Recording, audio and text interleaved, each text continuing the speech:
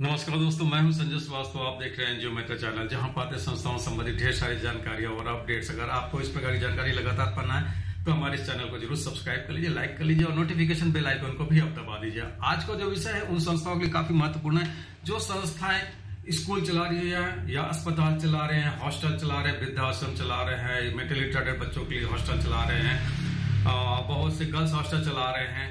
तो इन सबों के लिए बिल्डिंग की आवश्यकता पड़ती है। तो क्या आपके संस्था के पास वाकई में इतना इंफ्रास्ट्रक्चर रहता है कि आप अपने जो भी प्रोजेक्ट चाहते हैं या जिस भी तादाद में लोगों को लाभार्थी के तरीके से अपने यहाँ रख सकते हैं उतने के लिए आपकी बिल्डिंग पर्याप्त है? ऐसा शायद बहुत लोगों के साथ हो, लेकिन बहुत से लोगों के पास ऐसा नहीं होता है। वो बड़े लिमिटेड रिसोर्सेज या बड़े लिमिटेड स्पेस के साथ अपने प्रोजेक्ट चलाते हैं, जैसे बहुत से स्कूल हुए, अस्पताल हुए, हॉस्टल हुए।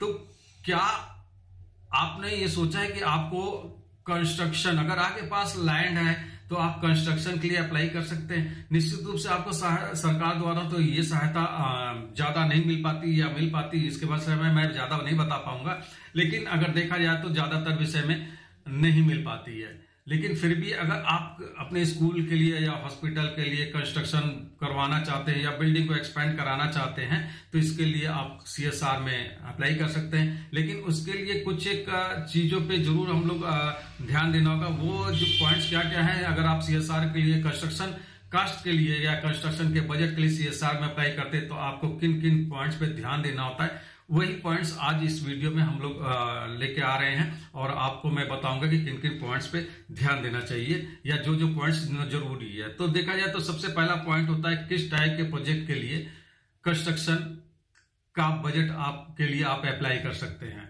दूसरा, आपके पास किस किस प्रकार के डॉक्यूमेंटेशन होने चाहिए। तीसरा, कोटेशन किस किस चीज का लगता है और कितने टाइप में लगते हैं।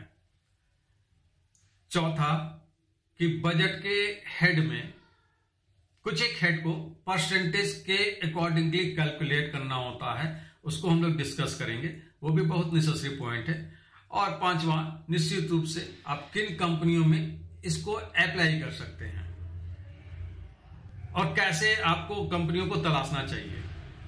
तो चलिए पहले पॉइंट्स को उठाते हैं कि किस टाइप के प्रोजेक्ट के लिए आप कंस्ट्रक्शन के लिए अप्लाई कर सकते हैं। तो देखा जाए तो अगर आप स्कूल चला रहे हैं, हॉस्पिटल चला रहे हैं या फिर मेंटली रिटार्डेड बच्चों का स्कूल और हॉस्टल चला रहे हैं, तो इस टाइप के प्रोजेक्ट के लिए आप कंस्ट्रक्शन कास्ट के लिए CSR में आप अप्लाई कर सकते हैं, आपको प्रेफरेंस मिल सकता है।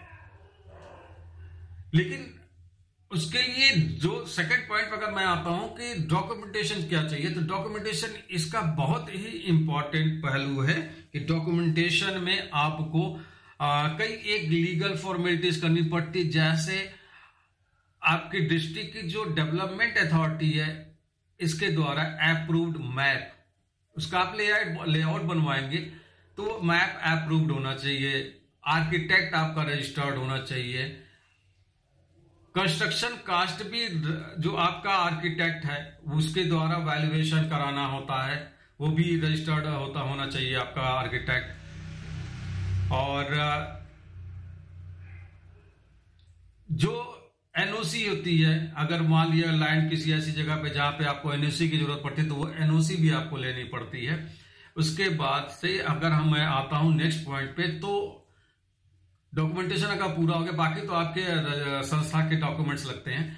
उसके बाद से हाँ, एक और डॉक्यूमेंटेशन मेन है जो मैं भूल गया था, सॉरी। आपके पास लैंड की ओनरशिप होनी जिसपे आपको कंस्ट्रक्शन करना है, या फिर उसके लिए आपके पास टेनेंटशिप होनी चाहिए, मतलब वो लैंड रेंट पे हो तो एक लंबे समय के लिए रजिस्टर्ड लीज डीड रहे, तो इसका भी आपको ध्यान देना होता है। अब देखा जाए तो ये कोटेशन अगर हम लेकर चलते हैं तो कोटेशन में जैसे कंस्ट्रक्शन कंपनी के द्वारा आपके जो बिल्डिंग कंस्ट्रक्ट होगी उनके द्वारा एक पर स्क्वायर फीट के हिसाब से कंस्ट्रक्शन कास्ट आपके पास होनी चाहिए। तो टोटल एरिया में टोटल क्या कंस्ट्रक्शन कास्ट आएगी ये आपको मिल जाएगा, प्लस कुछ एक हेड जैसे इलेक्ट्रिक हुआ, वाटर हुआ, मिसलिनियस कुछ होते हैं, इनका परसेंटेज भी उसी में ऐड रहना चाहिए, लेकिन परसेंटेज टोटल कंस्ट्रक्शन कास्ट के बेस पे होना चाहिए। तो वो भी आपको शो करना होता है। उसको ये सारी चीजों को मिला के आपका टोटल कंस्ट्रक्शन कास्ट आता है। इनको आपको बहुत ध्यान देना पड़ता है। फिर क्योंकि अगर इसमें थोड़ी बहुत भी गलती होगी तो आपके बजट का जस्टिफिकेशन डिस्टर्ब हो जाएगा। तो कंस्ट्रक्शन कराने के लिए आपका जो बजट तैयार होता है वो सारे पॉइंट्स को जरूर लेना चाहिए। अदरवाइज क्या होगा कि किसी छोटे पॉइंट पे ही आपके आपके प्रोजेक्ट को वो कैंसिल कर सकते हैं या रिजेक्ट कर सकते हैं। तो क्यों मौका देना, इसलिए हर एक पॉइंट्स को देख के ही लगाना चाहिए। हर एक पॉइंट्स को समझते हुए करना होता है। तो बजट बनाते वक्त इन चीजों को बहुत ध्यान देना पड़ता है। अच्छा, बजट में भी अगर आप देखा जाए तो उसमें भी आप कुछ चीजें अपने प्रोजेक्ट बनाते वक्त कर सकते हैं, जैसे फेज वाइज कितने फेज में आपको पीरियड देना होगा, कितने पीरियड में आपको टोटल आपका कंस्ट्रक्शन होना है। तो उसमें भी फेज वाइज आपको बताना होगा कि हमारा फेज क्या है, कैसे है। तो ये चीजें को आपको देना होगा, क्योंकि उसमें भी आप मैप दिखाते या जो डिजाइन दिखाते उसके द्वारा ही उसमें कैलकुलेट करके आपको बताना होगा कि हाँ इतने समय पे हमारा फर्स्ट फेज शुरू होगा, मतलब हमारा ग्राउंड लेवल ये हो जाएगा, फिर हमारा फर्स्ट फ्लोर होगा। इस तरह से आपको अपने पूरे इस प्रोजेक्ट में दिखाना होता है। तो इन चीजों को आप ध्यान रखिएगा। फिर अब देखा जाए तो किन कंपनियों में अप्लाई किया जा सकता है। तो इसके लिए आपको करना क्या होगा कि जो भी कंपनी आपको लगती है, ज्यादातर PSUs ही है जो आपको कंस्ट्रक्शन के लिए दे सकती हैं, उनकी CSR पॉलिसी को आप देखिए। कई जगह की CSR पॉलिसी को देखिए तो आपको दिखेगा कि कई जगह की CSR पॉलिसी में उन्होंने कहा है कि आप लैंड की ओनरशिप रखते हैं। तो इसका मतलब क्या है कि वो कंस्ट्रक्शन के लिए भी आपको बजट जैसे मुझे अभी तत्काल याद पड़ रहा है, जैसे आपके ONGC में आप बजट आपके पास कंस्ट्रक्शन के लिए अप्लाई कर सकते हैं।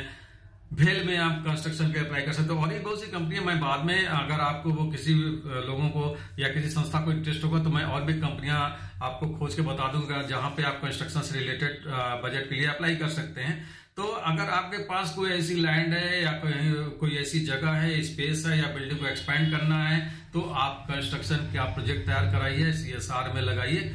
कई जगह भी लगा सकते हैं, लेकिन अगर जब तक आप लगाएंगे नहीं तब तक आपको बजट मिल नहीं सकता है। तो अगर आपका बहुत लिमिटेड एरिया में आपका प्रोजेक्ट चल रहा है तो उसको बढ़ाइए, लोगों को और ज्यादा लाभ पहुंचाइए और आप CSR में कंस्ट्रक्शन के लिए अप्लाई कीजिए। उम्मीद है कि आपका ये बजट पास होगा और निश्चित रूप से आपका प्रोजेक्ट भी सफल होगा।